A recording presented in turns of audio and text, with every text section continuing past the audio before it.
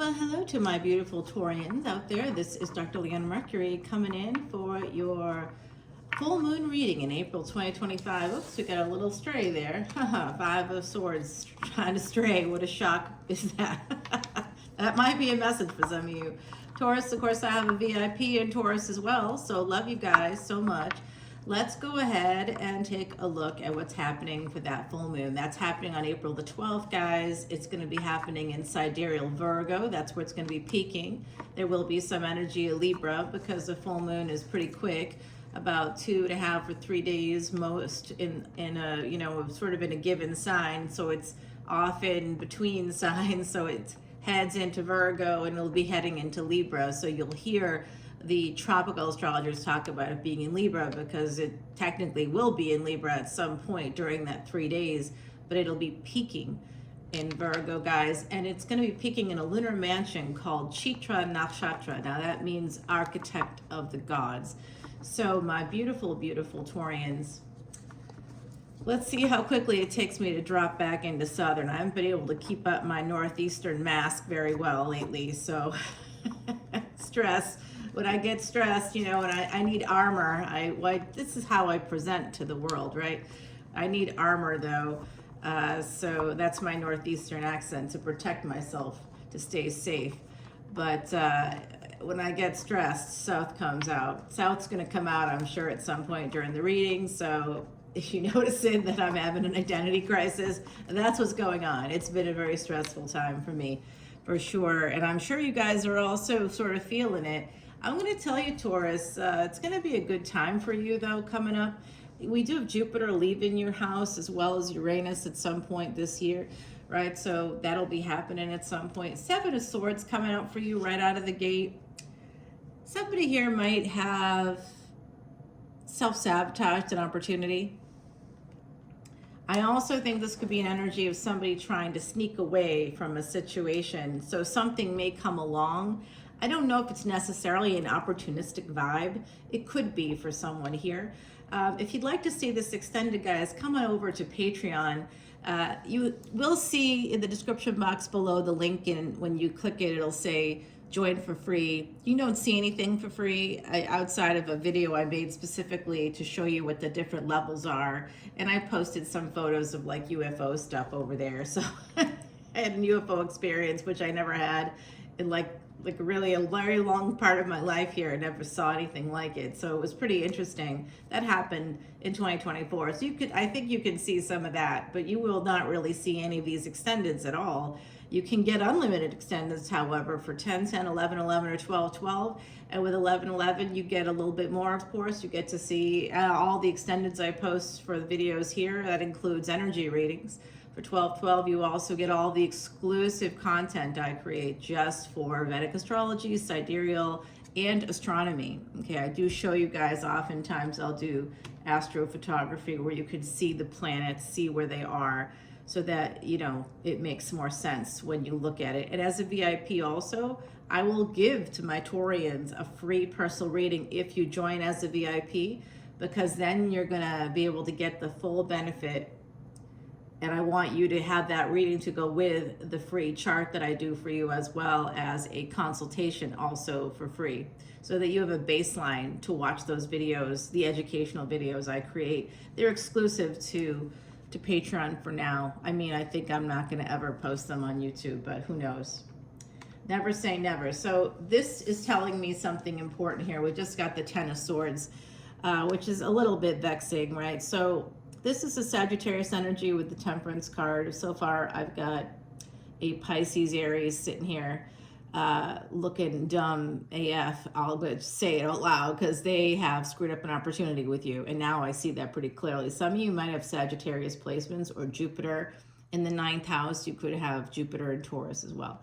All right, guys. So this person messed something up. There's a person here, a King of Wands, always a player, right? They messed up an opportunity with you, and there's an angel here, specifically an angel. Some of you might be familiar with an angel named Gabriel. There's something about that coming through. Some of you are connected with that angel. I also see some of you have a Saint Anthony like metal or a statue or something, like a grandparent might have had that, a Saint Anthony. It's coming through from the other side. Somebody wanted me to share that, so you know this is for you. I'm also seeing something about a dog. Is it connected to Saint Anthony? I don't know, but there's something about a dog. So this is what's causing some delays. All right, this person, you intuitively, this person may have betrayed you by sabotaging this opportunity. You might feel betrayed by this person. In my own world, guys, I know exactly who this is. They ghosted for 7 months, just a friend, okay? Not an intimate partner friend, but like just a friend, a colleague actually. We were collaborating on a work thing. I hired them to help me, and I was helping them with things as well. And then, you know, we would get together maybe twice a year or something for like a coffee or a walk or whatever to talk about business. And, you know, and it became like we became friends, and then they would check in and say, how are things going with this? And, you know, things like that. They became more than a colleague, just a friend though, honestly. So they were making plans with me and canceling these plans over and over again. Yeah, see, this is what happened. They messed up this opportunity, and now we get the 7 of Cups in reverse. Now they're not going to get a second chance with you. Right, so that came in reverse. I realized it didn't look like that when I held it up, but it came out in reverse, guys. We're just going to keep it. I don't typically read those cards. 7 of Cups is about choices, having a lot of them. And so this person definitely must have other choices. That tells me they could have a commitment somewhere else. They are feeling pretty bad about stuff here because this betrayal or this ending led to someone walking away. And it's a high priestess that walks away from this situation, which I sort of see more as you having that energy of the Empress. The Empress is a Taurus card, so it doesn't matter about gender. That's just your vibe. You know, I think you're very sensual people, very physically capable people. You can push through any obstacle. I love my Taurus energy. It keeps me so stable. It is wild. I am like, you know, nothing can move me. And that is the Taurus energy there. And I have a planet that's in Taurus that is actually exalted where it is, you know, like it's an infinite place of exaltation. It's a really good place for that planet. I have a lot of 8th house and Scorpio placements too. So you are on a destiny track with Scorpio. Just know that. That won't be coming into play for like a long time from now. So, you know, we're really talking about a time period closer to 2031, 2030, 2031. That's when you're going to have some destiny moment come in for you. And it could be happening sooner. So one of the things I do with Vedic Astrology consultations is show you where the nodes of destiny were when you were born, as well as, this is for paid consultations, right? The free consultation, I'll just show you where your destiny nodes are. If you want to go deeper, I'm always happy to make appointments with people. But I got to get paid. I got to pay bills, right? I got to be able to put this stuff up on YouTube. It doesn't happen for free. So I need to do work, right? So if you want to go deeper, I'll show you the nodes of destiny for you as well as for your parents. I just did this for a client last night who had no idea, no thought about that, didn't make the connection. And they are very deeply connected with a parent. Like they're mimicking the parent, doing the same things over and over again with the parent. It's because they and the parent were born in the same, different years, of course, vastly different years. But they both were born during a year where there was a specific destiny track activated with the north and south nodes. That's your destiny. And people that have those north and south nodes in the 2nd and 8th house, which is you and Scorpio, you guys are old. That's an old soul energy. So, all right, guys, I hope this is helpful to you all. I see this person, you know, lacking choices with you and wanting to move on. They might have tried to come in again during this Venus and Mercury retrograde, which ends on this full moon. Venus goes direct, Mercury goes direct on the 7th, about 5 days earlier than this full moon.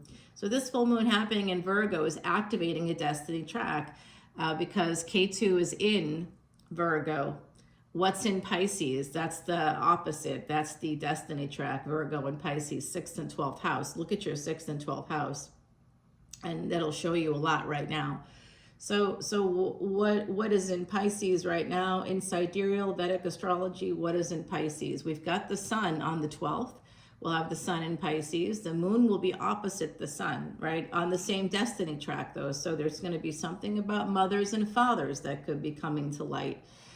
We have the sun. We have Saturn. Wow. That's the karma person, right? Karma, ruler of karma is Saturn. Karmic debts, that is the 6th house. So there's going to be some loss, some expenses, something connected with the karma. If you want to know more about what your karmic debts might be, look at your 6th house.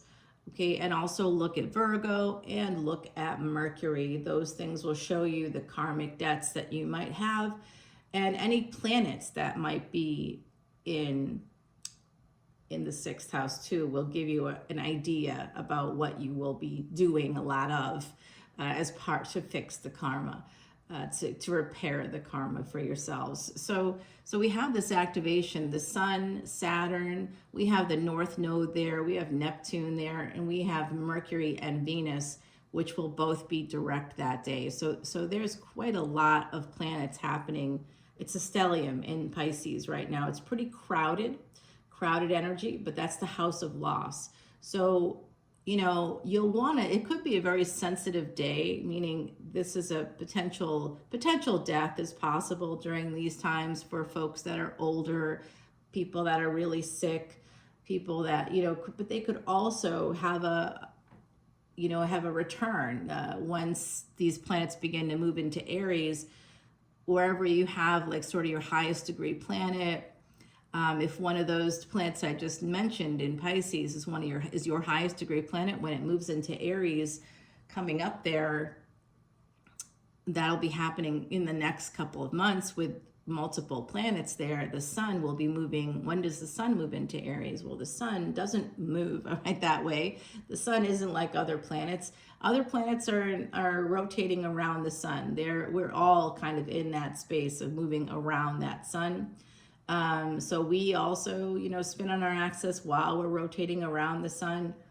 These other planets are doing the same thing. So when we say the sun is in a sign, it's not actually ever in a sign. It's just that from where we're standing on the planet of Earth, if I were to show you, I did some of this astrophotography the other day where I put it up on my Patreon page so you could see that from the surface in the northern hemisphere, I could see the sun, I could see Saturn, but you can't really take a photo of the sun. So you can only do it through this special app that I have. So it shows you the sign that's closest to it. It identifies the sign anyway. So it's a pretty interesting thing. The constellation that's closest right now from where we're standing on the surface of Earth, it is actually Pisces.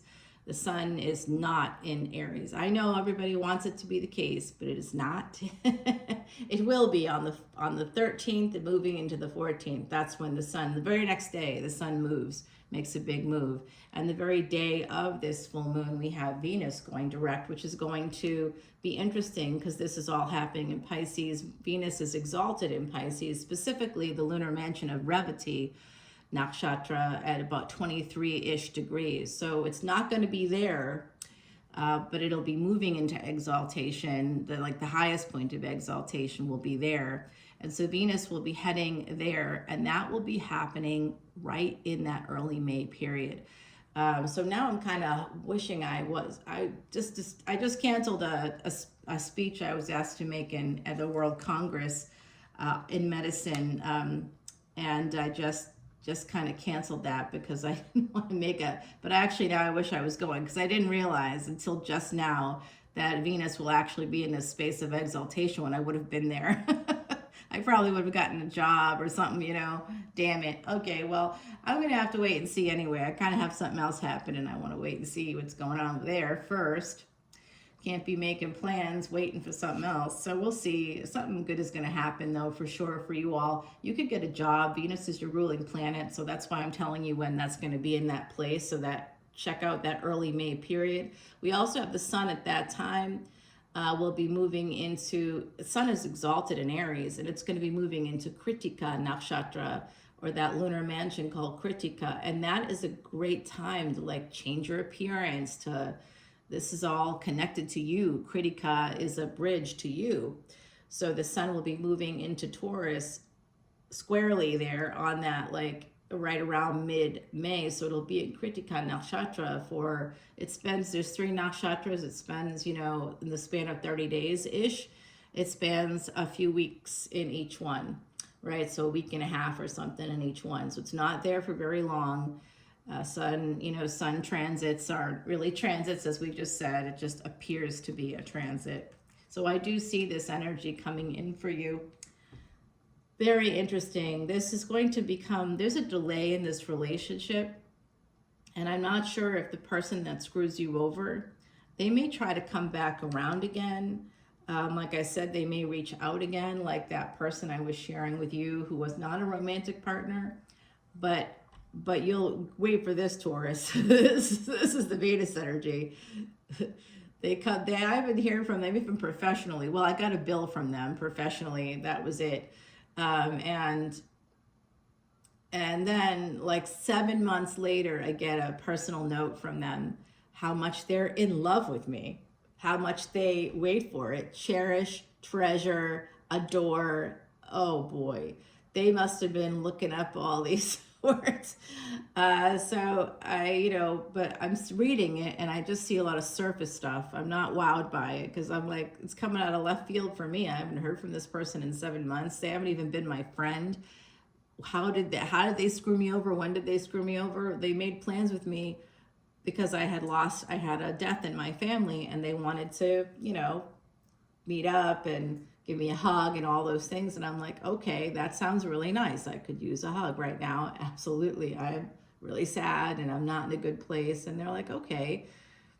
They keep canceling those plans. So like three plus times. And I said, you know, like week after week, I can't make it. I got something that came up. My daughter needs me. My dog ate my homework.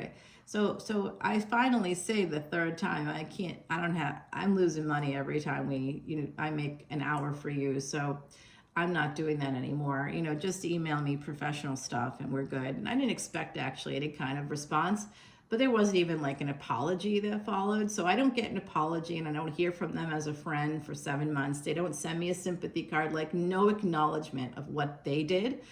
And then I get this big emotional dump on me. I'm like, this guy is insane. I think that was highly manipulative, and I told them that. So you might get something like that, a person just all of a sudden telling you, still be like quiet or silence of some kind because there's this delay. And it looks like they want to come in. Now, like I said, they might send you a message and it might be all, I want to have this thing with you, but there's still going to be a third party, just so you know. And so you are going to be worried about that because they may have put you in that space before. Maybe that's why you ended things with them. Oh, by the way, the guy I'm talking about, totally married. And when I pushed him on it too, because he wouldn't stop, it was like 2 days of constant, you know, communication with like love bombing. And when I just wasn't relenting and he was getting angry at me, I was like, why are you getting angry? You set this tone, not me. You expect me to just forget about it? I'm not 10. I'm not going to just wake up one day and be like, oh, well, okay. I'm an experienced person. I know that what this means. You're not a good person. You're just trying to manipulate. And oh, no, I'm not. Okay. All right. Well, what's the plan then? You're a married man. You love me. You cherish me. You adore me. Suddenly these feelings have just come out for you. You're recognizing this now. Good news for you. What does it mean for me? What does that mean? What are you going to do about that? What's your plan? You know, you have all these emotions supposedly, but where is it all? I called him out, right? What does he do? What do you think? What do you think he does, Taurus? This is what he does. Well, I don't plan on leaving, changing my situation. That was not a love letter. That was an indecent proposal. 7 months later, no contact at all. Can you believe that? It's like, I'm like, this guy is some entitled person, isn't he? Wow. Yeah, lovers energy. Oh, I bet you want to be lovers, of course. Who doesn't want to be lovers with Taurus energy? Everybody, you are Venus. Everybody wants you. Everybody wants you. Of course they want you. And they're going to want you even more if where you have your Venus, they have Rahu, the North Node. So like, let's say it doesn't have to be even in the same house. It can just be the same sign or the same house, either way. It doesn't work that way. It depends on your ascendant. So if you're an Aries ascendant, Cancer will be the 4th house. But if you're a Sagittarius ascendant, meaning Sagittarius is in the 1st house for you, Cancer will be your 8th house. So if you got Venus in Cancer, let's say, and they've got Rahu, the North Node, in Cancer, but they're not a Sagittarius ascendant. Let's say they're a Pisces ascendant. So that would put their Cancer in, and I believe it would be in like the 5th house, right? Let's say it would be the 5th house, I think. There could be a dual ownership situation going on there. They definitely would be the 5th house. So they have Rahu there. And even though it's the 5th house, now you've got this energy of obsession. And I will tell you, the person that I'm talking about here in my example, they have their Rahu over my Venus. So I always knew that they liked me. But, you know, they were a married person. I was not going there. What the hell? I mean, you know, that's it. And that's what you are the same. The truth comes out here. So the truth could be coming out from a person that may have strung you along or treated you badly in some way. They're going to come up with a note saying, oh, hey, I want to do this with you. This is going to come out for you guys. I usually get the energies about 3 weeks ahead or something. And speaking of the number 3, this person is definitely, they eventually, I don't know, let's see what they're going to do. Eventually, there's a person that will come for you. They do recognize too, they might actually, if they are married, they might actually leave their spouse. This person with the sun. Okay, the sun's still going to be in Pisces, so that's accurate to the cosmos for this reading. They decide they're taking action during that time period, guys. So, okay. So I will tell you this, there is another person coming in for you. So if you've had this bad experience, or if it hasn't happened yet, and it does happen, just remember this reading where good things will come in for you, I promise. There is an emperor coming for you, okay? This emperor is coming out, and you got more than one person, basically. All right, guys, we're going to go to the extended, and I'll share with you what the results will be for the different signs. If you're dealing with different signs, we're going to go ahead and see where the other side wants this to go. Hold on, first the oracle card, because I got to end here. I got an appointment. You get the Hare. So this is a new beginning coming up this spring, a divinely guided partnership, number 20, coming in for you. A lot of joy and new birth. Perhaps someone here could be getting pregnant, or someone in your family members could be getting pregnant. I see a new beginning or new birth coming for my beautiful Taurians. And whoever is trying to trick you into, you know, basically having sex with you and then walking away again, you're not going to go for it. And there's something new coming up, and you know that. All right, come on over to Patreon. I'll see you there. Bye now.